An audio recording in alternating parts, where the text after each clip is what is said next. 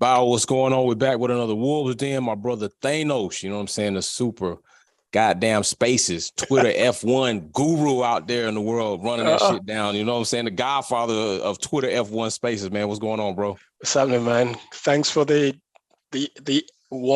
entry. You know what I mean? Most people would probably call me the annoying one on Twitter that just argues with everybody, but Man, I had a podcast. I had a podcast about probably like 2 months ago, and somebody was talking about spaces, and they had mentioned somebody, and I was like, nah, that's probably not right. I said Thanos probably was the first one that started the F1 space. They were like, who? I said Thanos. I said he started that shit, really, bro. I got it. Jump. I started in 2020. I just saw the thing popped up on my Twitter, the spaces thing, and I thought, hey, why not? Let's just see what happens and run it. You know what I mean? It kind of took off from there, but it is what it is, huh? It is what it is. So, man, let's jump right into this shit, man, because I have a specific topic that I definitely feel like nobody else would be worth having this conversation with but you, bro. So many people in the earlier part of the season were like, Lewis should jump to Ferrari. I was like, that would be the fucking mistake of anybody's mistake, because I felt like people were overlooking Ferrari's fails in retrospect to Mercedes just because they were like Mercedes-centric. How did you feel about it? And what did you feel about people saying this or campaigning for Lewis to just jump to Ferrari?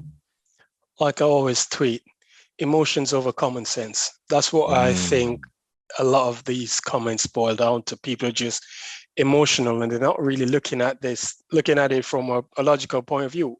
What's the benefit of Lewis going to Ferrari other than saying he drove for Ferrari? Ferraris have been trying. The last time Ferrari won a championship, Lewis had no airline. You know what I mean? His airline pretty much was gone, and now it's back. And you know what I mean? So I've had many conversations with people about it, and I'm like, there's no upside to him joining Ferrari. You can't show me anything beneficial for him to join. Talking about, but he could go there and revive. I mean, I told someone in one of my spaces, look, God can't even revive Ferrari, and he can revive the dead. And this is one dead that God can't revive. There's no way Lewis going into Ferrari. It's just, I think it's more for the sentimental value of it. To say, he drove. But, I mean, does that take away from his accomplishment? No, he doesn't need to prove anything more to anybody. So why go to Ferrari? Ferrari has not shown anything in the last, since 2008, 15, 16 years that they're a team that can and wants to win and know how to go about winning. So what's the point in jumping ship? Yes, Mercedes are having a bad 2 seasons, but this is how sports work. You're never going to win all the time. For Red Bull went 7 years without winning, 8 years without winning anything. You know what I mean? So 2 years on the back burner. Yeah, sure, he's getting on in age, but Alonso is 42. Right. Lewis is 38. So Lewis still has a good, which he himself said, could do another 5 years. And Lewis at 42, I think he's going to retire at 44. Just the symmetry. You think so? Just for the symmetry with the race number. But Lewis at 42 will probably still be better than anything else on the grid. So why? Sure, time is against him, but I mean, how long is a piece of string? Time is infinite at the end of the day. So there's nothing that says he can't win when he's 41. I mean, granted, it's different eras and cars and whatnot. I mean, Fangio won a championship when he was 40, in his 40s. Mansell won a championship when he was 30. I can't remember 35, 38 or whatever it is. I can't remember what age. So the Lewis to Ferrari thing was just people just being emotional and taking out the frustration. Granted, cool, I can understand. Be frustrated at Mercedes because for a team like that, they shouldn't be in the position they're in. But true. If we've already established that these set of regulations are more, it's in Newey's wheelhouse. You know what I mean? These are perfect. They're tailored for him because this is what he specialized in. He wrote a thesis on ground effects. So he has more understanding of the whole principle of it than most people. And if you go back, the last ground effects car, I think it was 1988, or 87 or 88 was the last ground effects car. And he was in Formula One at that time. But the ground effects car he designed was in, back then, Champ Cars, because he was in the state in Champ Cars before he came back to Formula One. So he has that experience. And of all the people who are in Formula One now, he's the only person well, Pat Simmons, but Pat Simmons isn't really, he's more the technical guy, has been around. These are the only two guys that's been around that when, ground effects was still a thing. So it's in his wheelhouse. And if we acknowledge that Newey has that, I mean, yeah, Mercedes screwed up, but like I said, it's sport. We're not. It was going to come. The end was going to come at some point. And I think, and I've always said, I think what frustrates people more than anything else, than Mercedes somewhat failing, is the fact that what happened in 2021. 2021 still bites, and rightly so. So people are still more annoyed, and because of that, they wanted retribution for what happened in 2021. They wanted Mercedes to come out and build a car, because I said I hope they build a car that was like 3 seconds a lap faster than everybody, but they haven't, and that a lot tie that into 2021, and now having to 2 years of this package, it builds that frustration more. So that's why you hear a lot of people total out, fire Mike Elliott. They don't know what they're doing, and all sort of things. And I get it, but me, I just tend to like, I'm more approach it logically, because like I say, I'm a big sports fan. Right. You know what I mean? I played semi-pro sports. I know how this business works. You're not always gonna win. You're not always gonna be on top. Jesus, I'm a Dallas Cowboys fan. The last time Dallas Cowboys won the Super Bowl was what, 19? Was it 95? 95 when they beat the 95 when they beat the Steelers? Yeah, bro. You talking about like, they damn near running a Ferrari stretch they damn self, like, bro, they running it up there. Damn near two decades since. Exactly. And I mean, Lewis went 6 years at McLaren after winning his first championship. So 2 years. That point too. So having 2 years of, semi-pro performance, it's the name of the game. And I'm sure Lewis is well aware of, they all in the sport know that these things are going to happen. But I think it's more just the manner in which it happened, tinged with 2021. So people are a bit, so all this talk about Lewis to Ferrari, I'm like, Lewis going to Ferrari is kind of like a waste of time. It's more or less, it's sentimental, nostalgic, what they're looking for. It's doing more for Ferrari than it's going to do for Lewis. Exactly. So if you're talking about where's the best place for Lewis to be to win, it's still Mercedes. If it's not Red Bull, it's still Mercedes. So, because look at it this way, right? We all acknowledge the car is pretty much the car.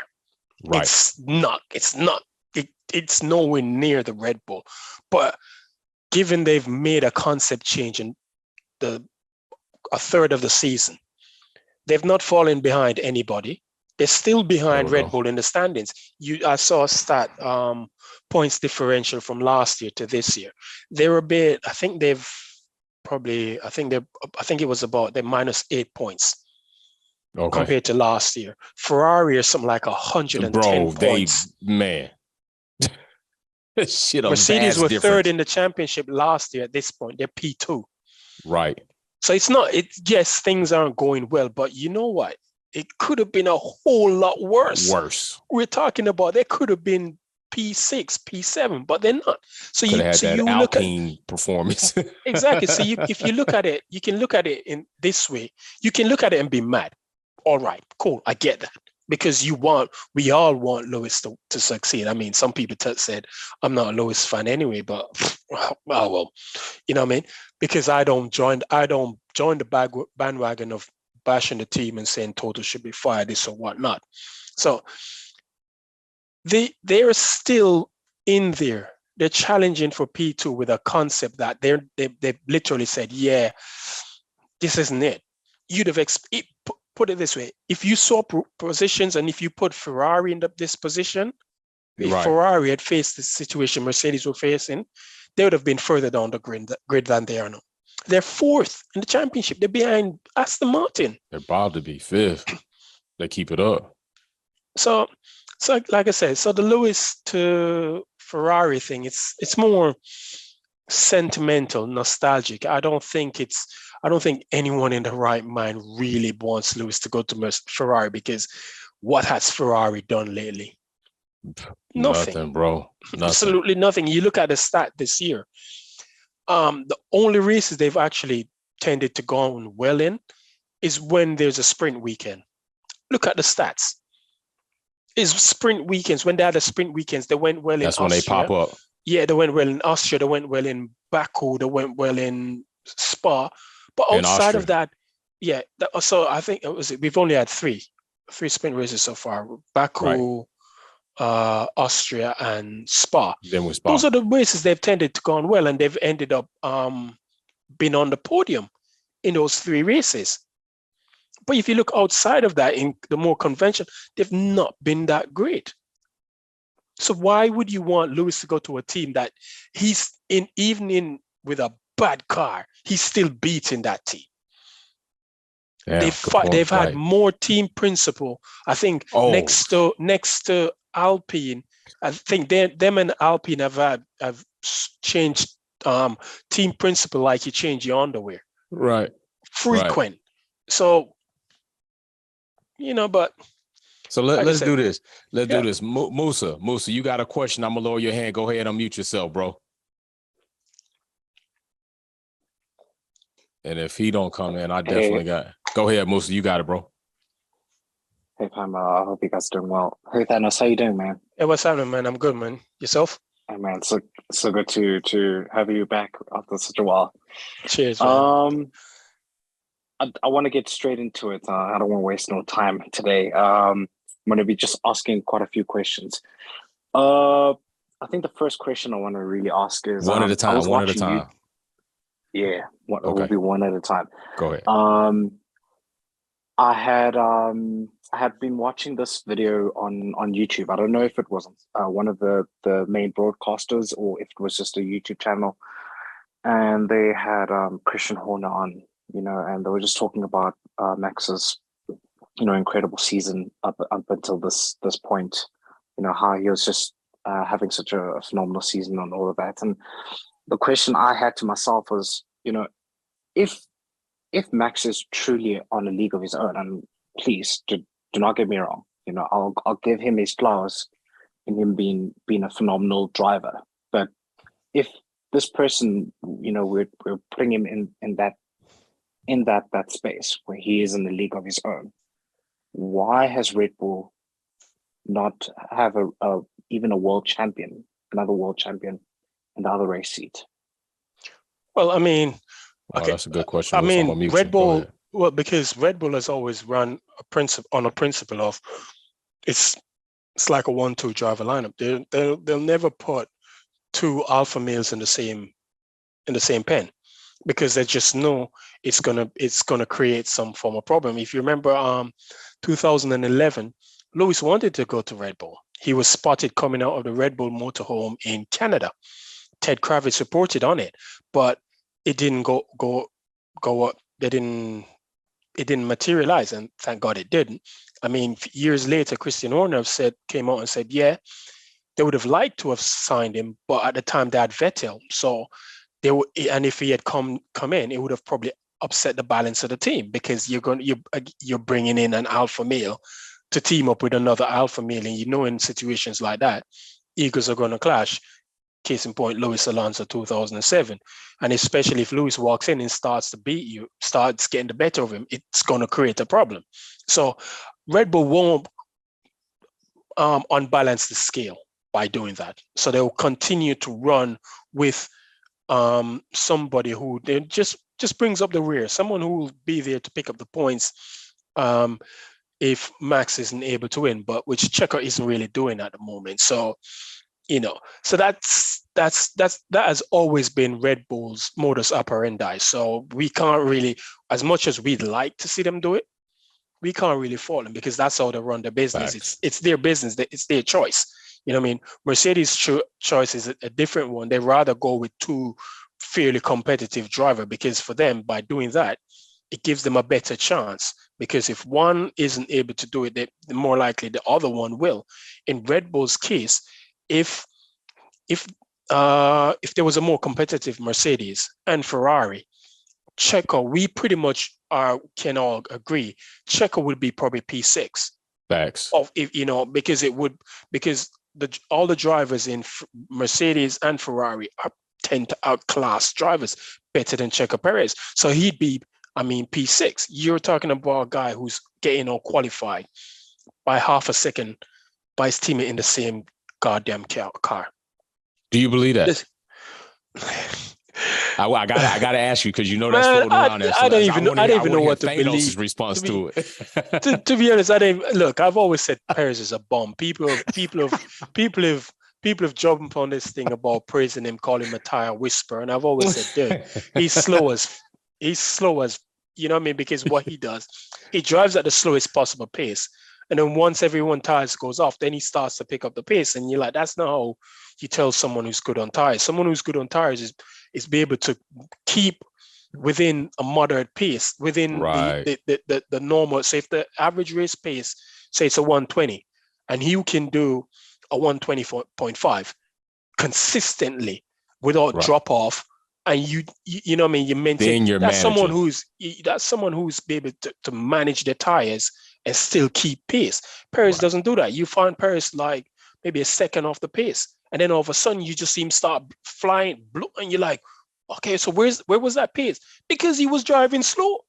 If you're driving a second off the pace purposely, then obviously your tires are going to last longer, because you're not pushing them, you're not stressing them, and that's what he does. So Perez is that still not a form of management, though? Just a management in his style?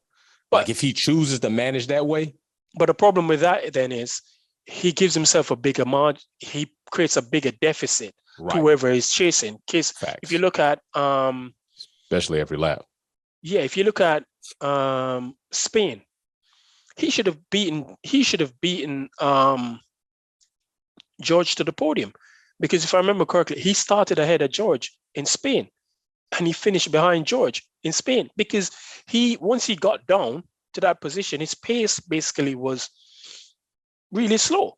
But then in the second half, when now he has better tires, his pace was somewhat slow, and then he started to pick up in the closing, and then by doing that, he still ended up running out of tires.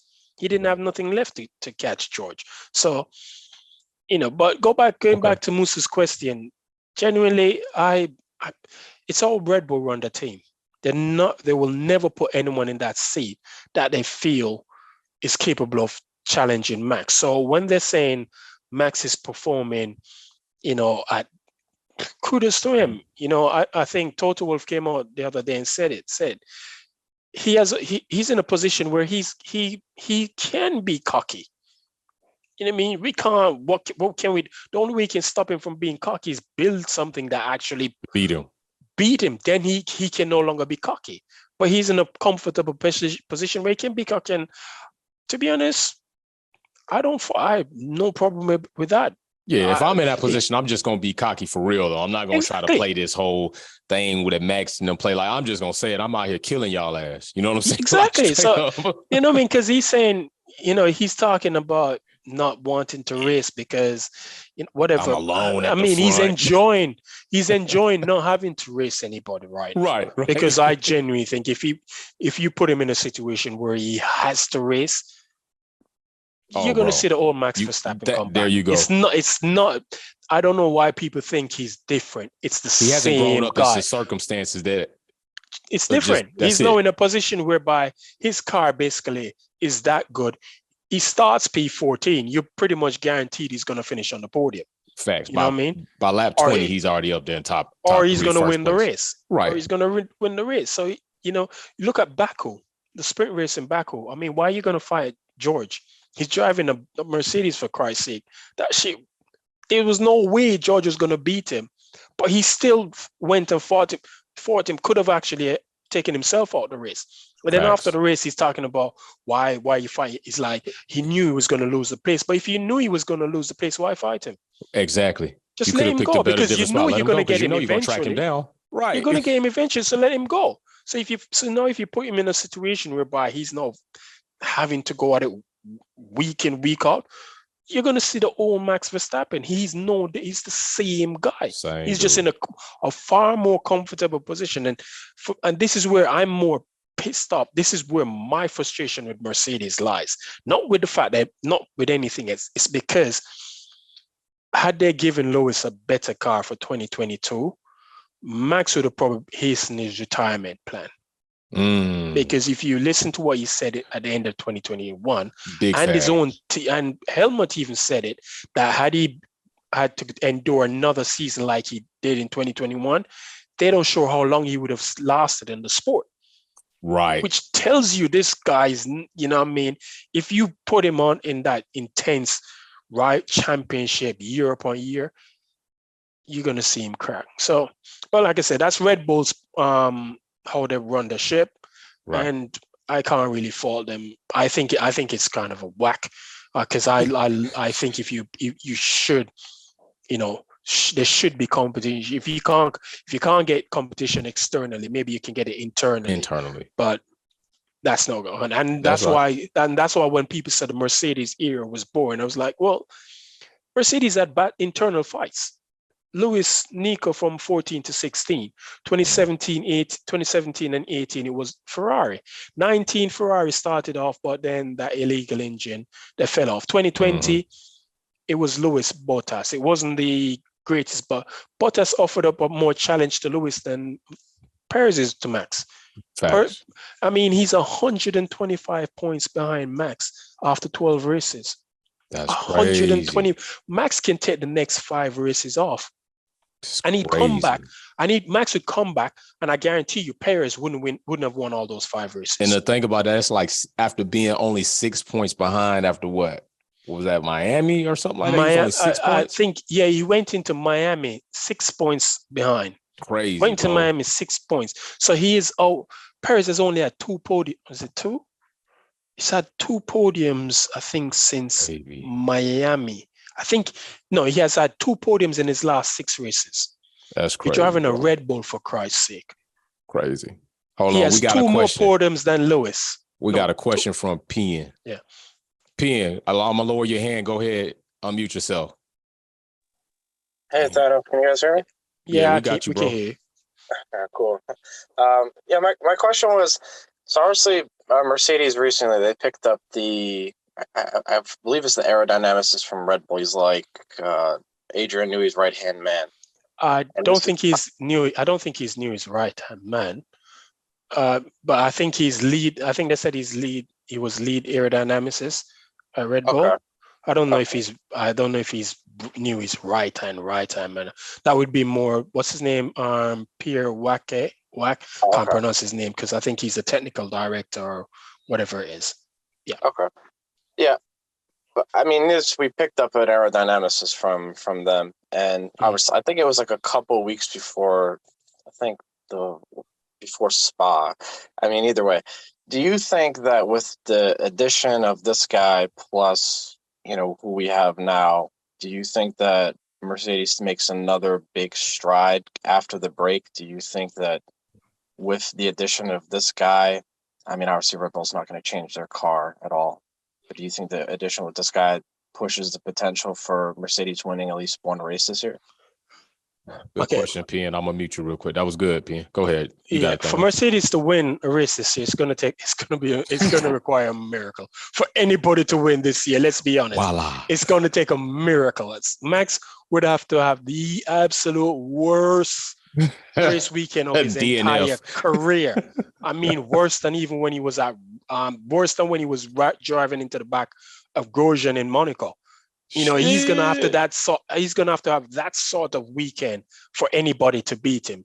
Because if that Red Bull stays reliable, no one's beating Max Verstappen. So with the addition of this era guy at Mercedes, what can he bring? I mean, I think he started in June. So he's only been there like 2 months.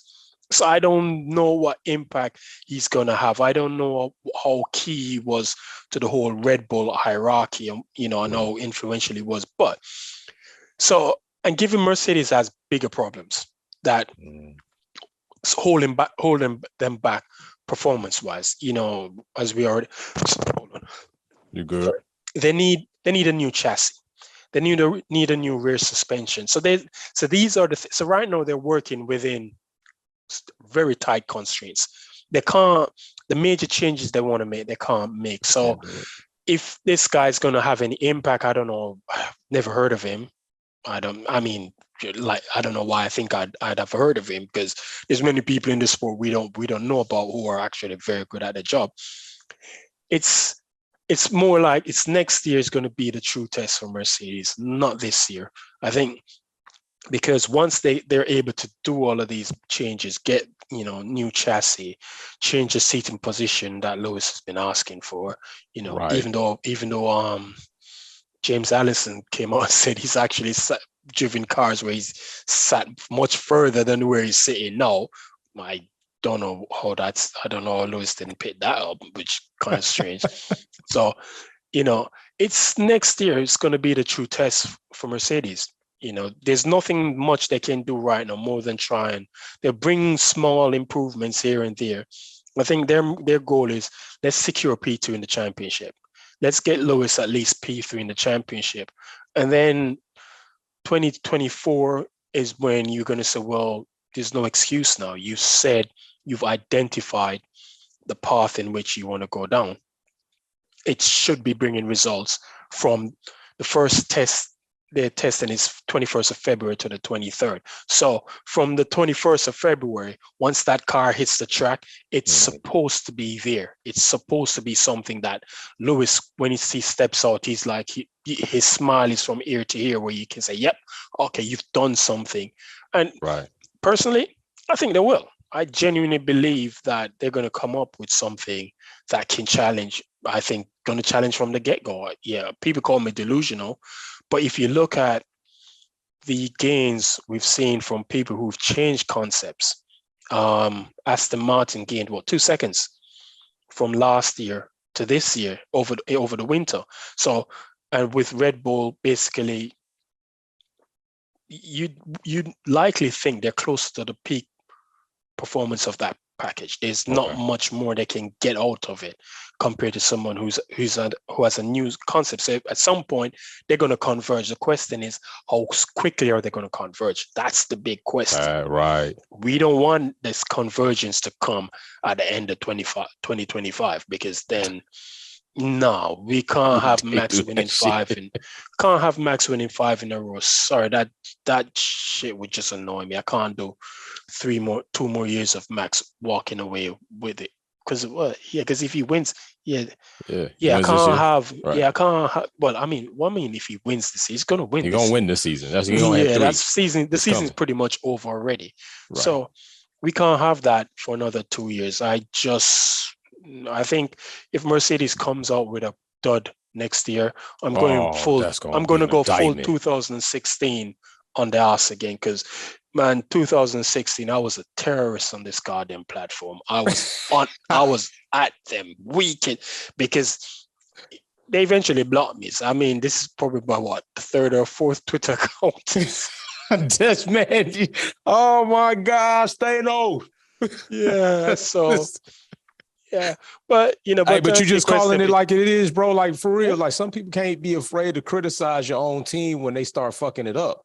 Yeah, and that's the thing why people, because right now a lot of people attack me and say I'm a Mercedes stooge and all of this thing, and I'm like, yo, I'm not doing what you're doing, because they've already come out and said, yo, we fucked up, we messed up. Right. What am I gonna do? Why am I gonna come every week and criticize them and like, oh, the car is the car. They've literally said, this is what it is. It is what, you know what I mean? Right. So why am I going to get on here and like bash them every single race weekend for what? I mean, the car is the car. They done already told us what it's going to be. The most they can do is try and secure P2. We get the odd excited moments, you know what I mean? Because I've said many times, look, as bad as the season is, you can find some good moments in the season. There's Thank things that are going to happen that you can actually you will look back and say, yeah, I like that moment. Poland, Hungary, that was the highlight. Nice. If nothing else happens for the rest of the year, that's going to be the highlight of the season for us, because we're going to like, yo, he shouldn't have been on pole. Let's There be you go. honest. He Three should not have thousandths been of a on pole. second. Right. A better driver. Max should have easily walked pole, because the idea that they set the car up for the race and sacrifice qualifying pace. Even when you sacrifice qualifying pace, you're still quick enough to beat. You should have been on pole easily. You know what I mean? So you can find You good can find your moments, moments, and your silver linings. there's always there's good moments in the struggle.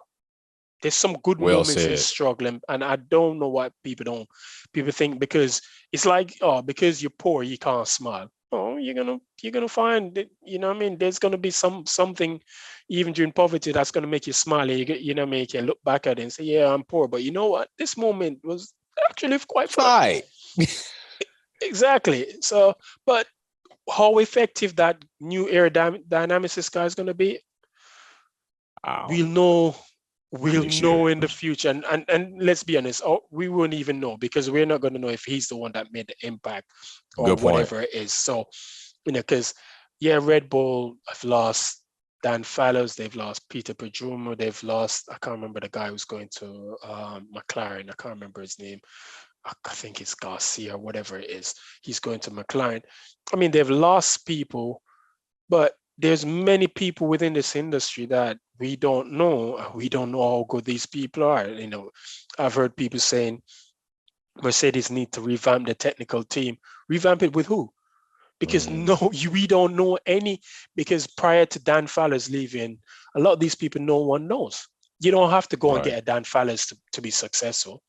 You can get somebody who, you know, from within Mercedes themselves, who has a fresh idea of outlook and looking at things, and comes up and just bam, and that transforms the entire team. So, you know, but we'll see. Right. We'll see. I think it's more going to be a collective effort rather than just one person. One singular person. Yeah, it has to be a collective effort. All right, so we got Musa, you up again, bro. Then we got Patrick. Go ahead. I'm gonna lower your hand. Go ahead, unmute yourself, bro.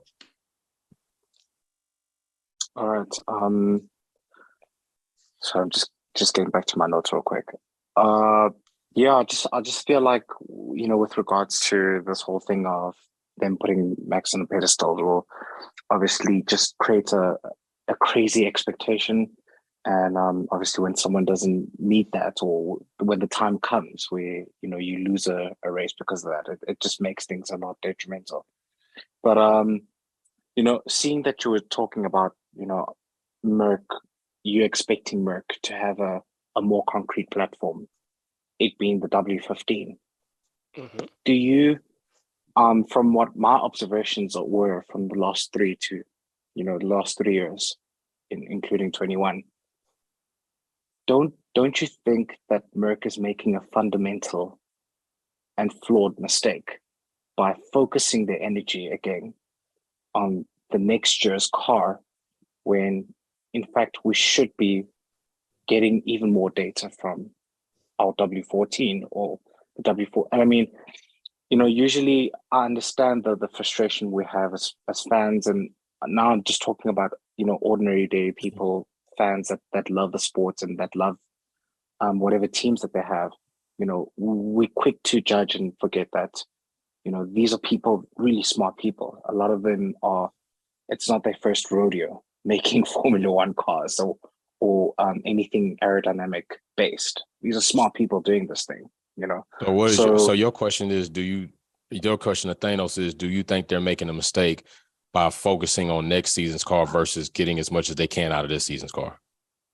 Yeah, like, do you think, because if I was Toto, in my opinion, you know, and I had James Ellison and Mike Elliott, you know, I would have focused and said, look, guys, let's Well, hold on, Musa. Don't say what you don't say what you would do. Let's hear what Thanos would do. Let's hear what he would do with that. Well, I mean, have they said they're focusing solely on next year's car? I don't think they've actually said that. They're still working with both in somewhat simultaneously because, you know, they've come out and said what they're doing now. Some of the work they're doing now on the W14 is geared towards the W15. So I don't think it's going to be they've completely switched focus to the W15, but it's going to come to a point in the season where they're going to go, yep, okay, we need to switch off now from this goddamn curse W14, and let's focus on the W15. Let's start put all our efforts into getting this package right come for next year. So for now, they're still learning. There's always things you can learn. You know what I mean? So, you know, I've heard people say they should have, they should not focus on this year and just focus everything on the W15. I'm like, but that's dumb because the regulation doesn't change next year. It's the exact same regulations for next year. So why not? I mean, you're only going to get 3 days of testing. So if you can bring things to the car and test them in real world situation, race weekends, you have that data that you can then cross-reference to what you're doing on the W15 to give you some idea of, you know, what expectations are. So, you know, I don't think they're actually at this point I've ever said they're done with the W14, because in the Spa debrief video, they did mention that they'll be bringing another, they have more parts upgrades that they're bringing after the summer break. And I think it was Amos or I can never remember these guys. Says some Italian guys. They call Formula Uno. I think they call Italian guys, and they said that, you know, it's a 3-stage upgrade package they're bringing. So the 3rd stage of it is coming after the summer break. So what that might be, I don't know. It could be, again, probably revised bodywork. It could be a revised floor, could be a revised wing, whatever it is, we don't know. But they said they have small upgrades, because James Allison even said, you know, he changed the plan rather than bringing large upgrades at specific point. He's going to introduce small revisions and upgrades on a more regular basis. Mm-hmm. But at the same time, that they need to be careful with that, because then that can probably create problems. You could find themselves in an Aston Martin situation where you put upgrades on and it actually makes your car worse than actually better. So, but you know, let's see what comes after the summer. But definitely, though, I think probably once Max wraps up the championship, I think Max is going to wrap it up with 6 races left. I think I give it, because he's 125 points. We have 10 races after this. So if he wins the next 5 races, he basically wins the championship. I think it's in Suzuka. I think it is 5 races from now. That's it. I think then team will start be saying, well, okay, let's switch focus, because even Red Bull themselves at some point are going to have to say, yeah, we're done with this. Let's focus on next year, because they're still bringing upgrades to this car, right? So 4 races would be Suzuka, and then 5 would be Qatar. He'd be done. He'd have. I think it'll be the same time Japan. Yeah, he'd like be it was done. last season. Yeah, he'd have it wrap up by the time, because by the time he gets to Suzuka, he wins these 4. That's what 28 points. That's 153 points ahead of Perez. I don't even think Perez is going to finish all those races in P2 anyway. So he could. I mean, he could leave. Right, though. Perez is on course to finish over 200 points behind Max in the championship for a second time in a row. Second time. Yeah. All right, Patrick, my twin, you got it, bro. I'm gonna lower your hand. Unmute yourself. Yeah, what's up, everybody? What's up, bro? Great to meet you. Nice to meet you, man. My question is going to be what Musa did, but I'm going to do it nice and sweet, plain and simple, and I want a direct answer, okay? No beating around the bush, because I know time is wasting. My twin has got things to do, and so have everybody. Right.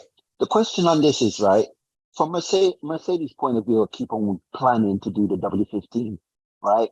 Straightforward question to you is, don't you think they should actually keep concentrating to finish off the season, end the season with a high, and would be able to know that W14 has gave it its best, and therefore then go to the next door for the next year's season and have that W15 ready rather than wasting money planning ahead instead of concentrating on now. What do you think? Well, I don't think they're actually doing anything wrong. I mean, like I said, like I mentioned, working on the W14, since they've done the concept change in Monaco, major things that they're doing is more geared towards the concept they want to go down for 2024, which is what they've said. So there's still things they can learn from this season from the W14, because like I said, the regulation is pretty much stable. It's not going to deviate that much from what it already is. There might be some small tweaks, but I don't think we've heard anything about any changes within the regulations for next year. So, they will continue to try and refine it, make improvements, learn from it. Because like I said, you learn more. The more you're on track, the more you learn. So they'll have that data set. I'm tired of hearing the word collecting data, because they did the same thing last year. I mean, where did all that data gathering got them this year? Came back shitty. Exactly. I mean, so where did it get them last year? So, but at some point in the season, I think once they get to probably around October, November, they'll probably be like, yeah, all right, let's pull the strings. Because I mean, they're running 2 crews at the moment. They probably have a small nucleus of people doing all the work on the W15. So once they get to around that point where they say, yeah, enough is enough, let's cut this, everybody's now going to be concentrating on the W15, and then you probably have a small nucleus just keep refining the W14 as they go along. So it won't be in the wind tunnel as much as the W15. So I give it they probably find that happening around October, November time. That's going to happen. Okay. So again, I don't really think it's a bad. I don't think they're actually just going to cut off and run, because you listen to them, they talk about they want to try and secure P2 in the championship. And if they secure P2 in the championship, he can get Lewis P3 in the championship, which I think he has. I think he will. He probably should have been in P3 had it not been for that penalty in. That shit penalty in back Spa. then for that. I mean, he got bullshit, 2 penalties in Spa and in Austria, which cost him vital points. We should have seen him probably maybe 3 or 4 points ahead of Alonso. But it's only a point now. It's all to play for. So I think that's the goal. And I think they still want to try and win a race. They still want to try and win. Is it possible? I don't really think so. But then again, it's going to need to be a Red Bull DNF. Stranger things have happened. I mean, who would have thought? Did anyone think any team would have, outside of Mercedes, would have won a race in 2014? Red Bull won 3. Did anyone think the W13 could win a race last year? They won 1. They won 2. They won the sprint and the main race in Brazil. So again, stranger things have happened. There's no, when it comes to sports, impossible is not a word that exists, because everything is possible in sports. Everything's possible. So, So, all right, Musa, I got you again. And Maria, you get your hand up. Let me know. I'll call you on next. Musa, you got it. I'm going to lower your hand. Go ahead and mute yourself.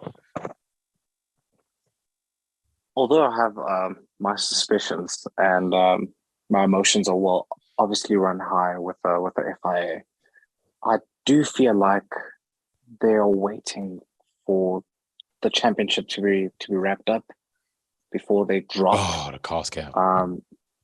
This whole cost cap thing. And my thoughts, what I'm wondering what you're thinking, Thanos, is if there are any teams that have breached, who do you think breached? And are you buying into this rumor that there are perhaps more than one teams that have breached the cap? I mean, good question, bro. Last year they said, there was rumors that teams breached it and 2 teams did. Well, 1 3 did over breach. the course of the season. Williams did a procedural, then you had it Aston, was a procedure, so I don't really count Williams as a breach. So Red Bull did breach the caps. Again, where there's smoke, there's fire. You know what I mean? So if Amos, because Amos was the one who broke it last year, and if they're saying it again, that three teams that they've mentioned Mercedes, Red Bull, and Alpine, but then they went on to say it's probably Red Bull or probably the more egregious one out of the lot. My thing is, if Red Bull do breach the cap again, there can't be any leniency penalty applied to them again, because it's very obvious that what happened last year, what happened in 2021, they really didn't give a damn if you're going to go ahead and breach it a second time around. So you have to basically throw the book at them. So that light penalty that they got last year can no longer be used. You're going to have to go, okay, then you're a second time offender. So we're going to have to go for the strongest possible penalty. And what's the strongest possible penalty? Points reduction. Excluded from the championship. I think if points reduction would be a waste of time. Because if they take 100 points from them, they're still win the championship. Still ain't gonna do shit. Still not going to change anything. So what are you going to do? That money and that CFD time, that wind tunnel time. Yeah, even that, I don't even think that's affecting them as much as they're making it sound to be. I think what the FIA should have done, the $7 million fine that they got should have been deducted from their budget rather than, because you have to remember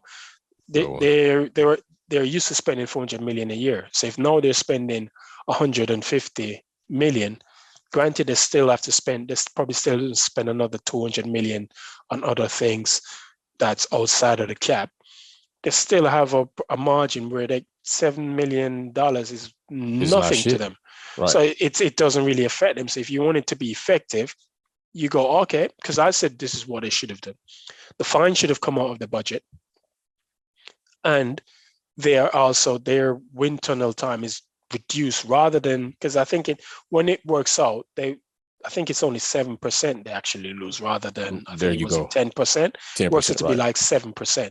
So your wind tunnel time is reduced by at least 30 to 40%. You have to make these penalties so severe because, again, an overspend, because people talk about it's an insignificant amount, but when you consider that it's a salary, it's capped, anyone who goes over it, you cannot look at it as being insignificant. It's a significant sum because that 1.8, because it's not 400,000. Please, no, I hate when people say that bullshit, man. Exactly. It was I think actually it was 1.8 million, but really $2 million. Yeah, no, I think it was actually, if I remember correctly, I think it was 4.8, and then some things were reallocated and it went down to 1.8. And then for the tax credit, supposed tax credit. So then, yes, exactly, the supposed tax credit, which still hasn't shown. If you, what's his name? That guy on Twitter called Gay Cars, I think I can't remember his Twitter handle. He's been following it and he's not letting it go. It's not, the tax credit is not shown on their company house records.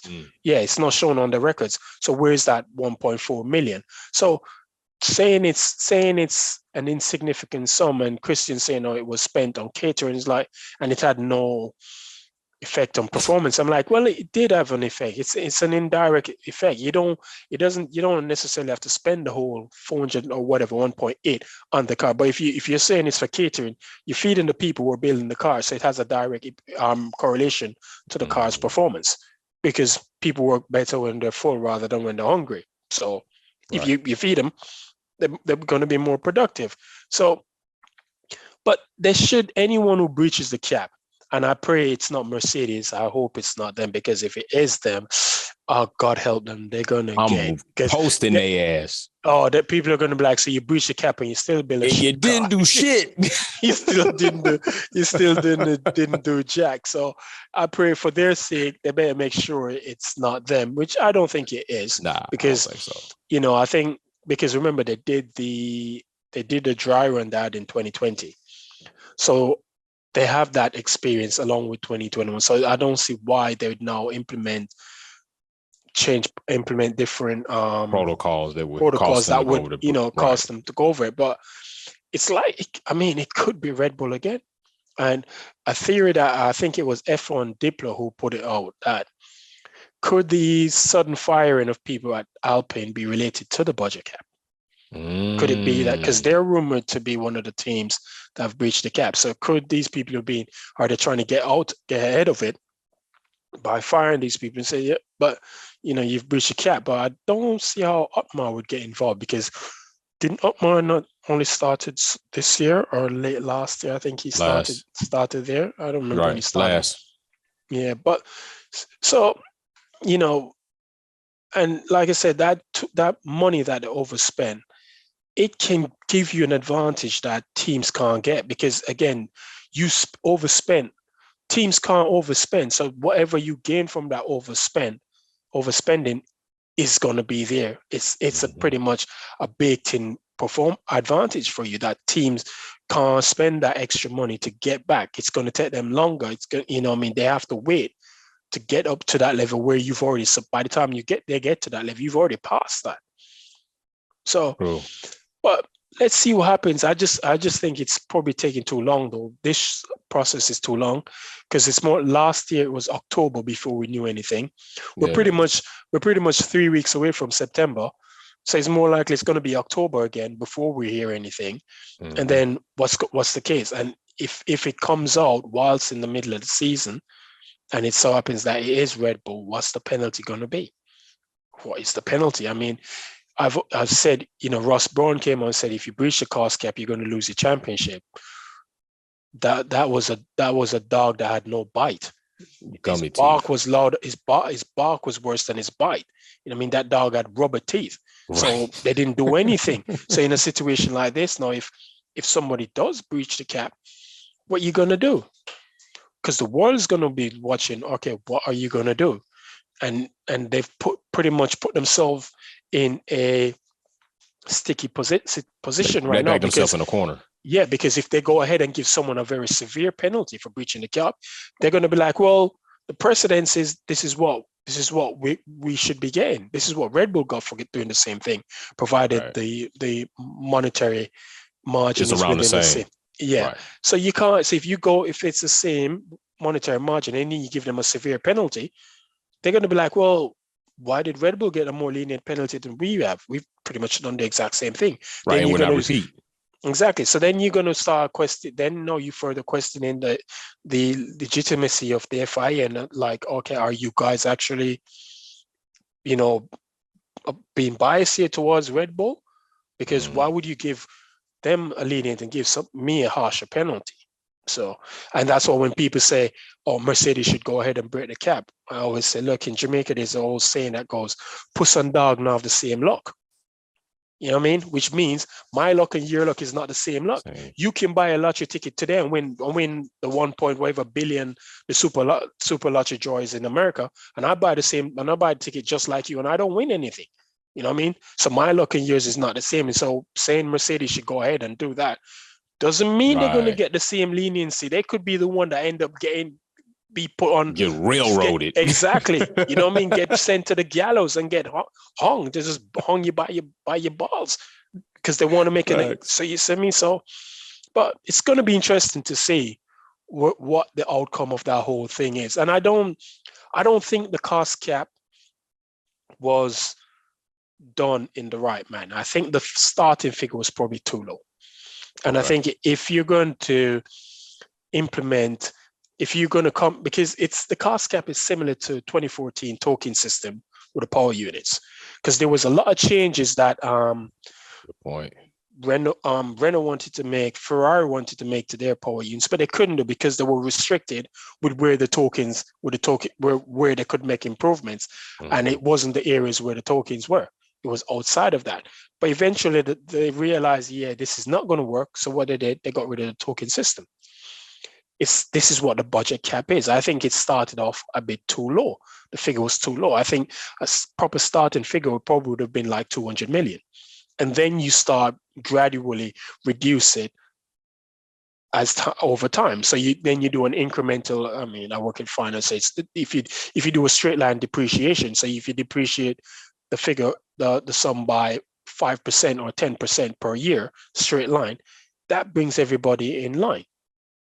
But starting at where they start, it was because a lot of people had to lay off staff and all of that just to compensate for. And now you've got Williams complaining that Oh yeah. because of this cost cap, there's things that they can't do, which, like when it comes to infrastructure, because it's within, they can't spend outside. I think it's capital expenditure. They're limited with how much they can spend, and that if that was different, they could bring their facilities up to standard. And this is where I said why the cost cap was never going to work, because you can give them all the same amount of money to spend, but Mercedes, Ferrari, and Red Bull, they've got infrastructure resources in place that will always see them at the top of the tree. Yeah. So if you give Williams 200 million budget to spend, but they don't have the infrastructure and the resources, that 200 million means nothing to them. Good point. Because the big teams they've got all of these manufacturing processes, wind They got places where they're gonna put that money that's gonna show out the dividends. Exactly. Right. Williams don't have that, because what's his name? Vowles. What's his name? James Vowles. James Vowles, yeah. He said, look, when you went there, they have things that like 300, they're like 300 million behind in terms of machinery that Mercedes have that they don't have at Williams. How are you going to compete with that? How are you going? So when like you have the autoclave, the ovens that they bake the carbon fiber in. So Mercedes have 4 of those at Brackley. Williams only has 1. How is Williams going to compete with that production? Exactly. So Mercedes has 4 times the production power than Williams. How are they going to compete with that? You know what I mean? So it should, and this is where Aston Martin was kind of lucky, because they got their investment in before the budget cap came into place. So now all of the things that they're doing was pre-budget cap, so it doesn't fall within that capital expenditure. So they're fine. So they're somewhat lucky. I don't even think it's lucky. They just planned it well, and they got that investment in right away. Williams are basically screwed. There's no way Williams, Haas, AlphaTauri.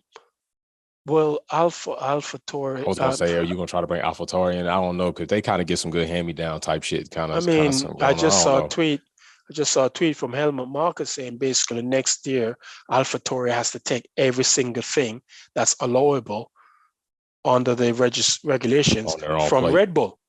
So they're pretty much going to build somewhat of a B-spec Red Bull, which again is another thing that really annoys me. There shouldn't be.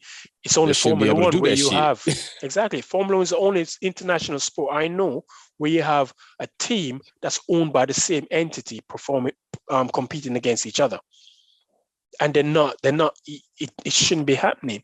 So now AlphaTauri going to use all of the under the listed pass rules they're going to take from Red Bull. And whatever gives them an advantage over the likes of Williams, Haas, and all of those teams. Even Alpine, hell, you think about it, even Alpine. Even Alpine, I mean, they're pretty much a shamble as it is. And Alpine situation, again, it's a case of lack of investment that's really messing about with Alpine, but. I kind of went off on the tangent there, bro. No, you good, bro. That's what we're here for. It's interesting to see what happens with this budget cap, because whoever breaches, because it's gonna set a whole nother. It's gonna set some shit off, or it's gonna set a standard that should have been set last season. Period. Because what's gonna happen is, if it's a repeat offender, everyone's going to be looking like, okay, then what's the point of but we need to, this is not working, because you're not abiding by the rules. And it's a similar situation to FOTA, Formula One Teams Association, that got disbanded years ago. One of the part of the agreement was they kind of somewhat came to an agreement that they'll spend, I think they were supposed to spend like 200 million per year.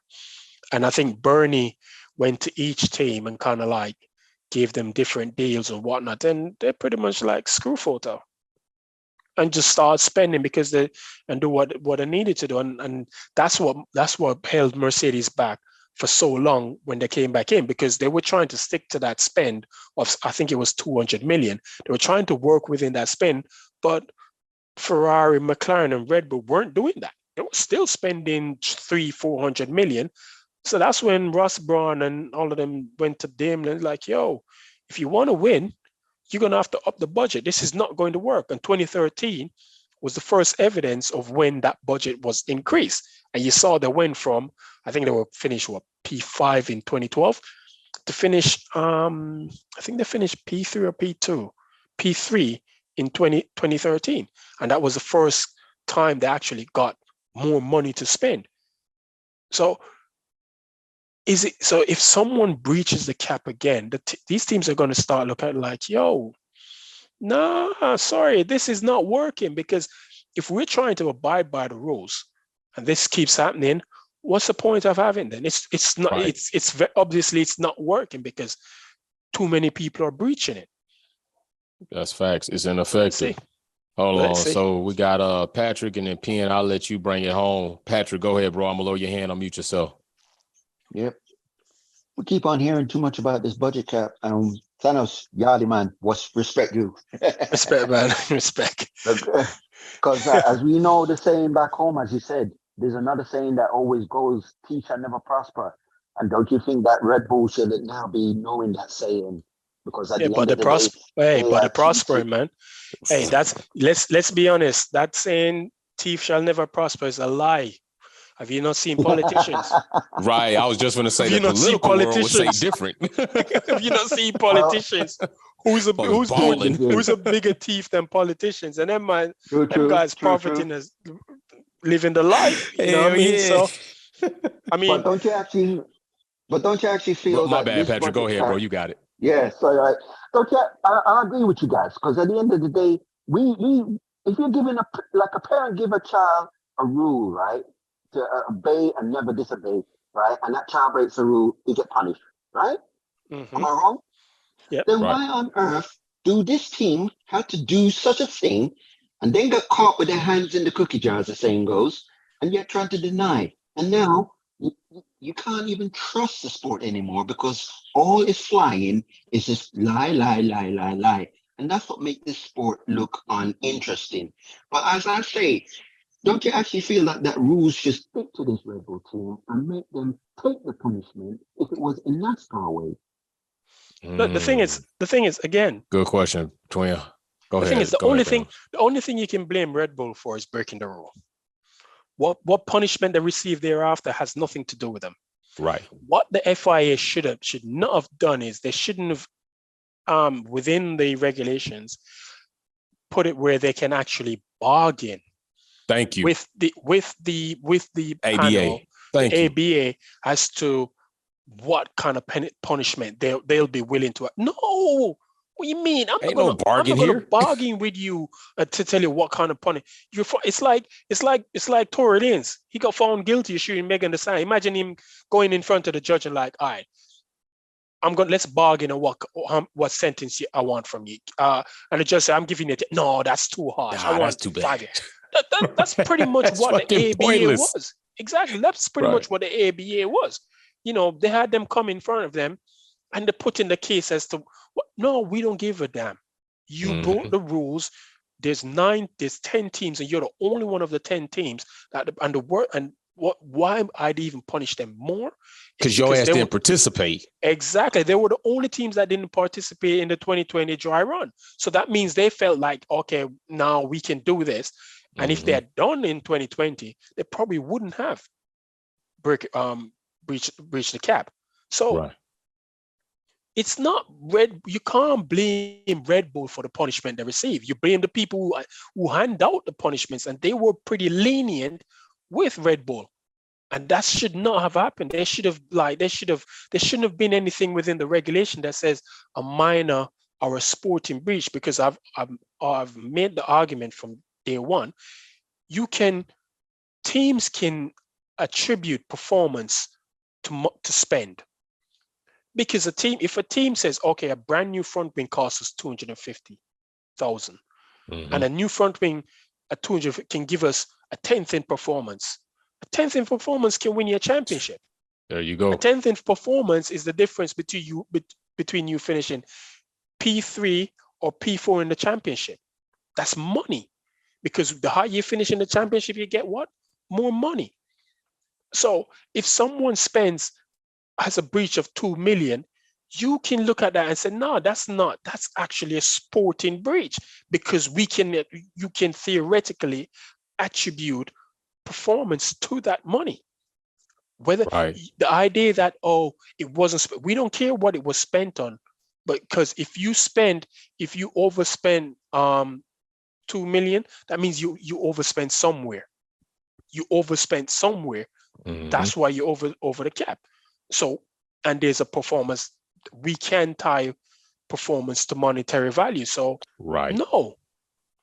And I think they are the problem. It's not so much Red Bull breached the cap, because again, it is what it is. It's just like me going to rob a bank, and they know I robbed the bank, and they decide, well, I'm not going to give you a harsh penalty. I'm just going to give you a slap on the wrist. Yeah. But Some probation. let you keep the money that you take from me. Right. Because that's pretty much what it is. So they should have it's the people who apply the rules are the problem. Yeah. Because if that's true. the people who govern the sport or more apply the rules as they are and are strict and consistent with it, I don't think you'd find people complaining so much. I think that's where you find a lot of the complaints. It's the only thing Formula One is, I've said this, the only thing Formula One is consistent at is being inconsistent. That's Formula One. They're consistent at being inconsistent with how they apply the rules and everything. And that's why they're in the position they're in now, and fans are like questioning what's going on. And Max, now, I don't like Max. I'm not going to use the word hate, because hate is a very right. Hate leads people to kill, and I'm not in that sort of position.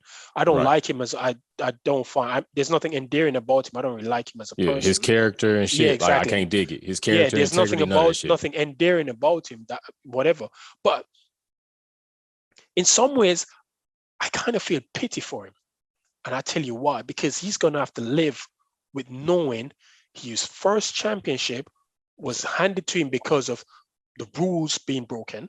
Mm-hmm. And at the same time, his team was found breaching of what probably what was supposed to be the biggest performance leveler amongst the team. So now every title after that, people are going to say, yo, your team cheat. You cannot turn around and say to people, oh, it was just no, it doesn't matter. You still went, oh, no one else did it, but you did. So you basically cheated.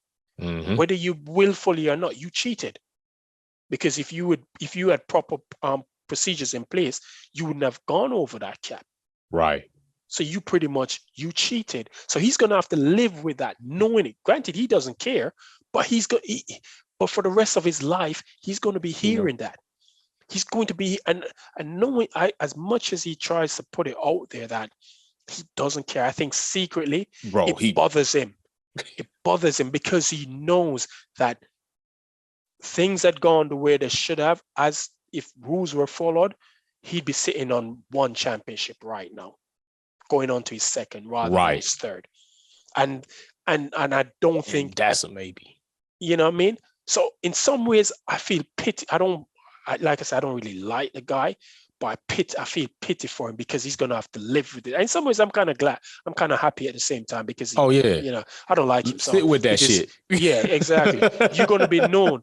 People are going to know you. No matter what you tell people, everyone's going to know, dude, you didn't win 2021 within the regular. You were something was stolen and handed to you unfairly. You should not have won that. You didn't deserve to win it because on the day you all went in level.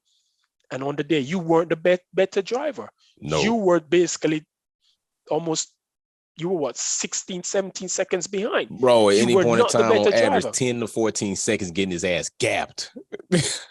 You weren't the better man on the day. So on the day, the better man didn't win the race and the better man didn't win the championship. Mm-hmm.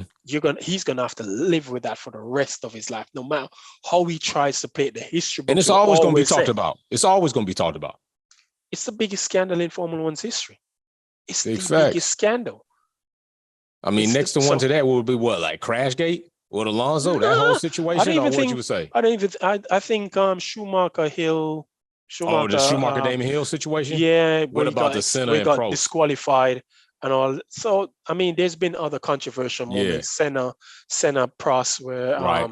He got they damn banned disqualified. for a whole fucking race season, damn near, right? Yeah, and he got disqualified in Suzuka because he rejoined the track in the wrong way, and they gave and it won. Yeah, Senna that's right. Prost the championship. I can't remember what was it 88? I can't remember what year. No, it wasn't 88. It was in the 90s. I can't remember what year it was. But I know what you're talking about, though. Yeah, they both came together. And he went through the runoff and got right. Yeah, and they said he rejoined the track in the wrong manner, and therefore disqualified. But then again, what's his name? Ballestieri, I think his name, Jean-Michel Ballestieri. He was the FIA president. He was a Frenchman. He was him and Prost. Yeah, they was locked in. He was pro Prost. So that controversial championship.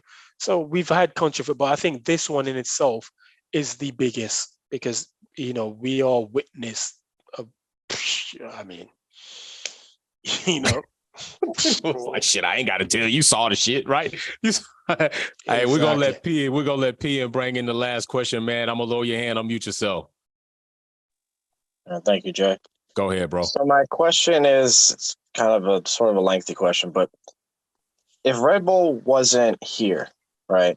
Because obviously Red Bull has set the precedent of what a really good ground effect car is, right? If they were not here, do you think that this regulation change to ground effect do you think that it was right, or do you think that it would give us the good racing even still?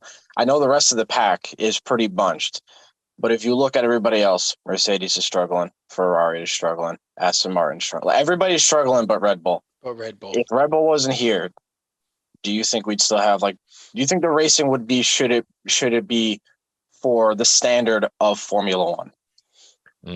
Personally, I don't think the regulation change has done anything to improve what we see on track.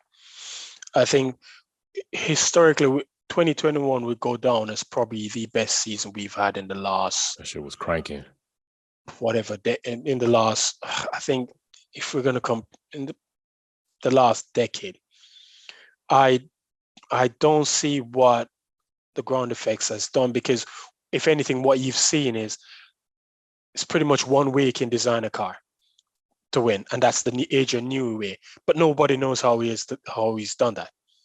If you look at previous regulation sets, you had more winners in the first 2 years, because if you go back to 2014, 2015, you had Red Bull won races in 2014, 2015. It was Red Bull, Ferrari won races. Did Red Bull win race in 2015, or is it 20? They went the season winless. I think it was 2015 they went winless or whatever. But you had multiple race winners. You had multiple different drivers on the podium within that year. I don't see I don't see what's different with this set of regulation that we can say, yeah, it's been a success. The argument that, okay, it's not easier to follow, but it's still difficult to overtake. Unless you've got a serious performance advantage over somebody, it's still difficult to overtake. You still need DRS. You know what I mean? It's people saying, oh yeah, but the midfield battle is closer. The gap in the midfield is close. Nobody watches Formula 1 to see what the gap is in the midfield. People watch Formula 1 because they want to see what's going on at the front. They want to see proper challenging for race wins. We're not seeing that. So why am I sitting down watching to see what's the fight between Alpine and a Toro Rosso or AlphaTauri or whatever it is? No one really gives a damn about that. And nobody sits and watch Formula 1 and looks at the stopwatch. No one's looking at, oh, look, oh, the Alpine did a 21.5. The Toro Rosso did a 21.3. Nobody sits and watch that.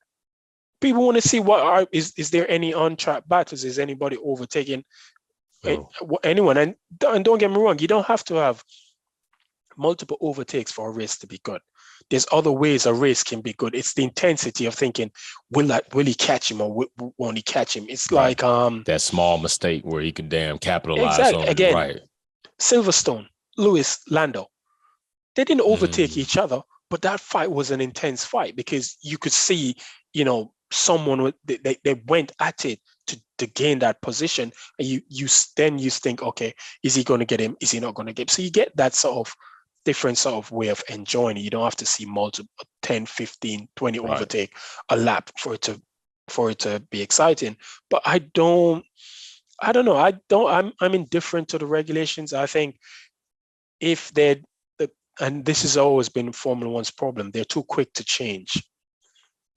It's not a matter of, because at some point the law of diminishing returns means teams are going to converge. 2021, we saw that convergence. I think if they had left the regulations like 2021 as they were, 2022, 2023 would have been much better dog. Yeah.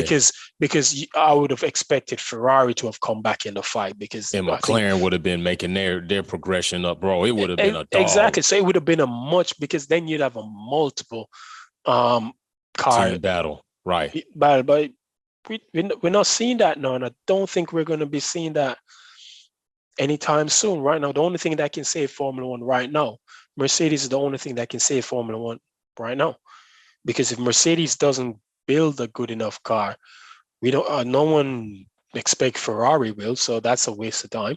If we're banking on Ferrari being the savior, because they can't even save the god themselves, so it's up if Mercedes are nobody. And right now they're not doing a good job of it. They pretty much pissed the bed 2 years in a row, and for a team like that, it's pretty much unacceptable. But again, the sport's the sport, the car is the car.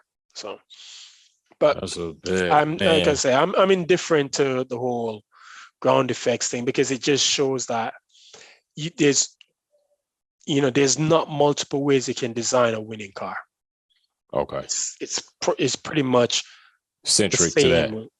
That's it. You can't come up with a different concept that works. You pretty much, all the concepts are basically damn near the same, except for right. They all pretty much the same, except for Red Bull, they're all going to converge in some ways, and they're all going to look similar to the Red Bull. Mm-hmm. And then you're going to be like, huh? What's that? When you look at previous regulations, I mean, yeah, at some point they kind of start looking similar, but you can see differences. You can see the little nuances that were different between each team, right? Especially in the barge board areas, right? Like all that shit, right? Yeah, so I don't know. Like I said, I'm indifferent. I think it's failed. I don't think it's delivered what it's, because I'm going by what we were told, that these regulations would be, you would see smaller teams competing for podiums and wins. Yeah. I'm like, where are these smaller teams? I can't see any of these smaller teams competing. For McLaren, I mean, people are going to use Aston and say, yeah, but look at Aston, but look where Aston is now. Yeah, sliding. Sliding, they're down just the water slipping. Slides on the side. Like exactly, they're just going down. They're not going forward. They're going backwards. Right, and although Williams is a nice little but it's still not what you told us it Williams. would be. Right, they're still Williams. Right, exactly. It's still Williams of the last since. It's still Williams pre 2016, 17 when they had the Mercedes engine when the Mercedes engine was the top dog, and they got that and they made use of it. They've pretty much, it is what it is. So, we were sold a lie. Yeah. That's pretty much how I see it, because I don't see where these smaller teams are going to be able to challenge the big teams. Challenge who, when, how, with what? With what? Thank you. With what? So, man, Thanos, brother, man, I appreciate you, man. Listen, we got a nice little break still coming. I think we got still, another 2 weeks? Next week. I think it's 2 weeks, right? Yeah.